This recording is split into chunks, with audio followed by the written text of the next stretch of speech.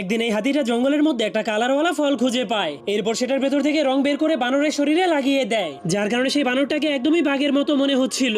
এজন্য হাতিটা বানরটাকে দেখে হাসতে শুরু করে দেয়। কিন্তু তখনই হাতিটা তার সামনে একটা মৌমাছিকে দেখতে পায়। এজন্য হাতিটা বুদ্ধি খাটিয়ে বানরটাকে মৌমাছির মতো বানাতে শুরু করে দেয়। এমনকি সে বানরের শরীরে ফুল এবং পাতাও লাগিয়ে দেয়, যার কারণে বানরটাকে একদমই মৌমাছিদের মতোই মনে হচ্ছিল।